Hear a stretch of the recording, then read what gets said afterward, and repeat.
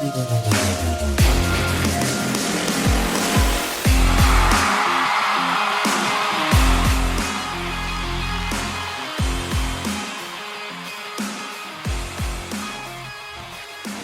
I'm mad. They want to be mad, I'm mad. So right here is an angry episode about the Colts. If you don't like angry episodes about the Colts, this is not your spot. Shut off the video. It is what it is. Hide your kids. Don't let them watch it, whatever it is. But I gotta talk about this because it's ticking me off. So Jim Irsay goes on Pat McAfee and starts spouting off about Anthony Richardson. And I try my very best when I make this show, this podcast, to think about the bigger picture. I try to act with some level of grace before I just start talking about a player or a member of the organization. I always think to myself, what if I was that person? Am I being disrespectful? Would I like that being said about me? I would never want to be a guy in Colts media that is viewed as problematic or just talking shit or insulting the players. I don't want to be that guy. Without the Colts, without Jim Irsay, Chris Ballard, the guys, the 53-man roster putting their body on the line, I can't make this show. There's nothing to talk about without the Colts. I understand that. You ever hear the saying, you don't bite the hand that feeds? I very much operate with that saying as an absolute truth. But with that, I do, if I'm going to record this show, feel some level of obligation to you guys listening and to myself to tell the truth. If I'm going to sit here and continue to talk about this team, and trust me, I am not going anywhere, I'm going to tell the truth. And the truth is that hearing Jim Irsay on Pat McAfee yesterday has me fuming. So let me just start, in case you didn't hear it, by bringing you what Jim Irsay said. Mind you, he is asked not about the quarterback battle specifically. He is asked, Jim, are you excited about the team this year? This is what he says. For Anthony Richardson, it's going to be tough. What? Right? For Anthony Richardson, it's going to be tough. We know that, but he has to play to get better. I mean, there's no question. Garner could come, play, obviously get better, just being a veteran, but we have to get Anthony on the field. That's Shane's call when he decides to do it. And then he goes on to mention Peyton Manning's rookie year, the 3-13 record, the whole bit, right? Now, here's my thing for starters, Mr. Irsay. Is it Shane Steichen's decision? Is that whose decision it is as to whether or not we're going to be starting Anthony Richardson or Gardner Minshew? It is? All right. Then why don't you stop talking about it? They didn't ask you about the quarterback battle specifically. You did that unprompted. They asked you if you were excited about the team, and now you're out here with the shades on and the 10-gallon hat, once again bringing public attention to a team that needs it like a damn hole in the head. Now, I get it. We are one of the winningest teams of the 2000s, the upper quartile of the upper quartile, right? I've been spoiled. I am privileged to be a fan of these Indianapolis Colts. I understand this, but you were gifted with Peyton Manning, and then subsequently, against all odds, the football gods then gifted you the next best quarterback prospect since, and he retires on you. And ever since then, you've been meddling because you are so detached from the reality of what most every single team in the NFL has to deal with, and it is team building. It is trial and error. And instead of letting that play out, you're meddling from your mansion and calling a guy in Andrew Luck that said, I do not want to play for you anymore. I'm retiring. I don't want to play for the Colts. You're calling him to come out of retirement when you've got QBs like Carson Wentz, who you ran out of town, above the head of Chris Ballard and Frank Reich. And in all fairness, I don't mind that you did that, Jim Irsay. But Carson Wentz was out there sacrificing his body for you, and you're trying to get a guy to come back who said, I don't want to sacrifice my body for you anymore, while that guy's sacrificing his body. Do you see where the moral dilemma is there? And then you're forcing Frank Reich to bench Matt Ryan, causing you to lose the entire locker room, and then you fire Frank Reich over a phone call after we stunk up the joint on a decision that you forced, and you didn't even have the decency to bring him into the office to do it. Everyone talks about Ballard and Reich and whoever is holding back this team. But I will tell you right now, in the face of something like this, who I think is getting in the way of the Colts' success. Better yet, I'm going to let you guess who I think it is. You got it? Get it? All right. Now, That right there wasn't even the planned topic of today's episode, but it does go in line with what I had planned to some degree. I was going to wait to release this till later in the week, but Jim Irsay just has me flying right now. I released a piece on Sunday talking about why it wouldn't be so bad for Anthony Richardson to sit on the bench to start the season or for as long as we view necessary.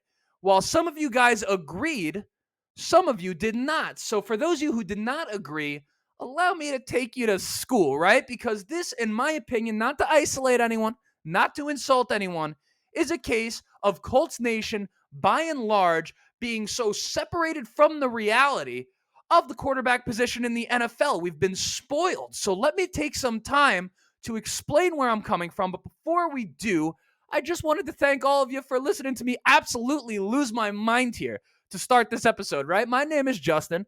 This is the Ride in the Bench Colts cast. If I did not just insult you on a level that I am unable to recover from and you're enjoying this so far, go ahead, shoot a like. I'd appreciate it. It's going to help me get out to as many Colts fans as humanly possible, and we are on the road to 1,000 subscribers over here. So if you want to help me get there, you already know what to do, especially if you are a returning listener. You're not subscribed yet? I mean, come on. And if me getting to 1,000, that's not enough for you, there's something in it for you as well. I will be attending Colts training camp, flying 800 miles on a whim from Long Island, New York, just to give you guys my takeaways and what I see in Colts training camp. So subscribing to the channel is going to ensure that you don't miss out on that. Now, let's get into Anthony Richardson, and more specifically, this idea that it would be some sort of catastrophic failure if he isn't ready to play week one. So I want to remind everyone, and again, I said this in the last episode, but I'm going to assume you didn't listen. I want to remind everyone what the perception was of Anthony Richardson prior to the draft. This was a guy, maybe the most polarizing prospect outside of anyone by the name of Will Levis, I would say. He was viewed as a developmental guy. This was a no-brainer in many people's minds that he was going to be a guy that was going to take some time to develop. And it was not until we as Colts fans saw his press conference after the draft, and he was like so mature, beyond his years, just coming off like an absolute stud. It wasn't until then that we took over, built up a hype train, and turned this from a 2 to 3 year project into your starting week one. No matter what, you're the savior of this franchise, okay? So keep in mind, that was us. Now, someone left a comment on the video the other day, and I'll tell you, good line, by the way. This is a great line by you. I wish I had your name off the top of my head. I would shout you out. He said something along the lines of, do you just, you don't get a horse to drive the donkey to the game, right? I understand that. That's a great line, all in well, very clever by you. But is that so? Is that so? Because I don't think you're thinking it through, and I'm going to explain to you right now. If you don't get a horse to drive a donkey to the game, then how do you explain the Chiefs with Patrick Mahomes, right? They traded up for Patrick Mahomes. We stuck at our pick. We didn't trade up to number 1. The Chiefs traded up to Patrick Mahomes at number 12 to get him and ensure that he was a part of their franchise. Do you listen to New Heights with the Kelceys? If you don't, I encourage you to go and listen to the Patrick Mahomes episode. And I want you to hear what Patrick Mahomes, who by all counts, in a vacuum, of course, Brady's going to win on accomplishments. But if we're just talking about, like, Patrick Mahomes is like the greatest quarterback I have ever witnessed with my own eyes. And I'm a Colts fan. We had Peyton Manning, right? But I'm objective. I'm unbiased. Patrick Mahomes is that guy.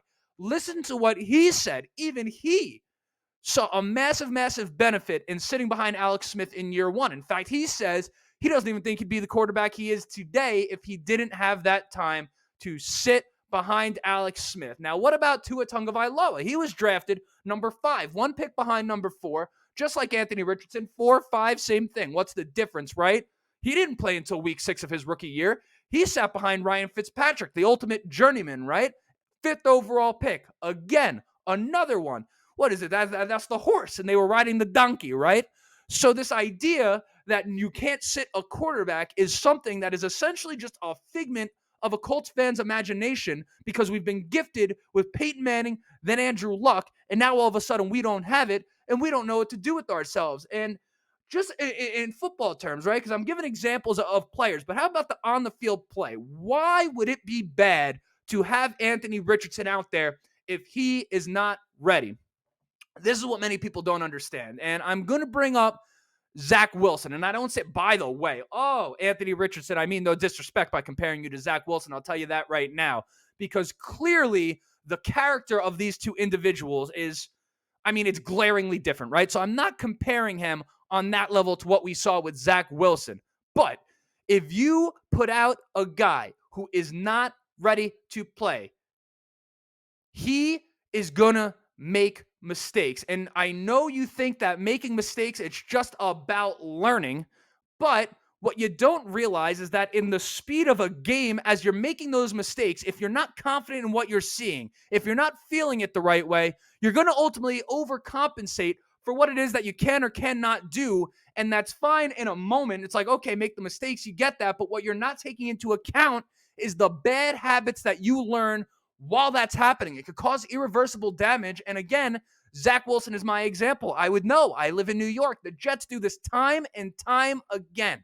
They rush their quarterbacks. They build bad habits because those guys aren't ready. And then by the time their rookie contract is over, they're damaged goods. And if you think this is just me making something up, I mean, there are a number of examples of this throughout NFL history. So when we talk about this idea, someone else said, maybe I'm too deep in the comments. Maybe I'm getting worked up just over other people's opinions. But I heard someone say that ultimately they'd be questioning Shane Steichen right off the bat if he were to not start Anthony Richardson in week 1. And not for anything. What an absolutely absurd premise that is.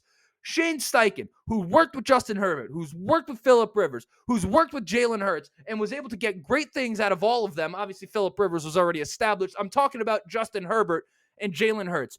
Shane Steichen has forgotten more about what it takes to develop an NFL quarterback than me or you is ever going to know. So if he says that he does not think he should be playing Anthony Richardson in week 1, and he wouldn't say that directly, he would just start Gardner Minshew. If he does that, who are we to question it? Now, I understand not literally who are we to question it, but why don't we give his decision the chance? I just don't understand that. And I mean, that's all it is. I'm getting worked up. I'm sweating over here with the amount of anger. I'm not sure. There's enough anger in this episode to cover every episode I've ever made. I'm not sure if I've ever been this worked up.